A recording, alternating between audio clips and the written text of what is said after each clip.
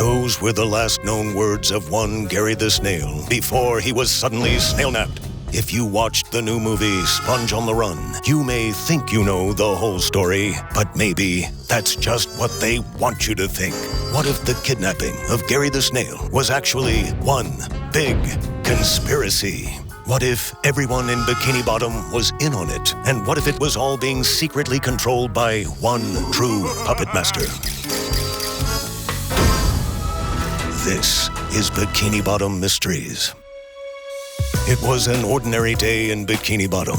Realistic fish swam through the coral reef. Giant clams made bird sounds, but also dog sounds. And everything was three-dimensional. When an innocent snail was abducted by Sheldon Plankton and sent to the lost city of Atlantic City. But new evidence suggests that this lost city was never lost at all. Exhibit A, the Bikini Bottom Conspiracy. Don't be distracted by its bright lights, exciting lifestyle, and connections to the Illuminati.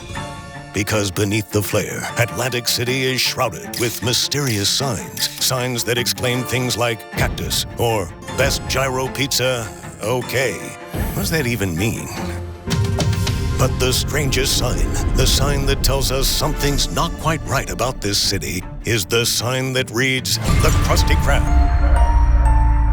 Why would citizens of Atlantic City advertise a restaurant from a different city hundreds of miles away? Why don't you ask Tom the Chocolate Guy? What is a known citizen of Bikini Bottom, who does yoga in the Krusty Krab apparently, doing lurking in a supposedly lost city? I know what you're thinking. Maybe he just came for the chocolate. But then how do you explain this fish, who was sighted in Bikini Bottom that very morning? Or this fish, who was eating at the Krusty Krab just before SpongeBob left Bikini Bottom? Or this fish, or this fish, or this fish. That's right, every single fish who ate at the Krusty Krab the day Gary was snail-napped can be caught following SpongeBob around Atlantic City. Did they follow him here, or did they lure him here? And how did they all get here before SpongeBob? It's not like they have strange supernatural powers. Exhibit B, strange supernatural powers. That's right, among these suspicious fishes stalking SpongeBob is this fish, known only as Strange Bald Fish Wearing 2 Gold Chains, or SBF WTGC for short.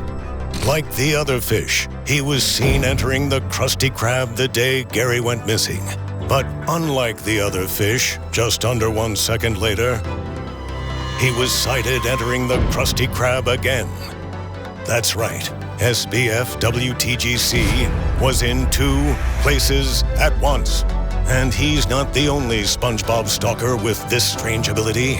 Take a look at this fish wearing a golden key. When SpongeBob's driving this, dolphin, golden key guy can be spotted loitering behind him. But if you watch carefully, you'll see he's also driving this bus. Later, he passes by SpongeBob's game of roulette, and then less than a second passes, and he appears again over here. In fact, Golden Key Guy can be spotted all over Atlantic City, always keeping a close eye on SpongeBob. Finally, let's turn back the clock to SpongeBob's childhood at Camp Coral. Take a look at this fish. Look familiar? I know we can only see the back of his head, but I know the back of that head like the back of my hand. Take away the red shirt and gold belt, and this fish is clearly a duplicate of Tom the Chocolate Guy. That's right, there's no escape from these fishy facsimiles. And what do each of them have in common? One common thread that connects these mysterious strangers? They're all wearing something made of gold. Coincidence? Or is it the gold itself that gives them their strange powers? How could these ordinary citizens get their fins on such supernatural gold? Let's find out in Exhibit C, the true mastermind. What if everything that happened, every move SpongeBob made, was actually planned by a secret puppet master pulling all the strings? Take a closer look at Atlantic City. A city whose image is all about happiness, excitement, and fun. What doesn't fit in here? What one building actually promotes misery, anguish, And suffering? How about Davy Jones' locker? Take a closer look at SpongeBob's time in this strange ghost town. A town that's bathed in harsh yellow sunlight covered in the earthy tones of the Old West.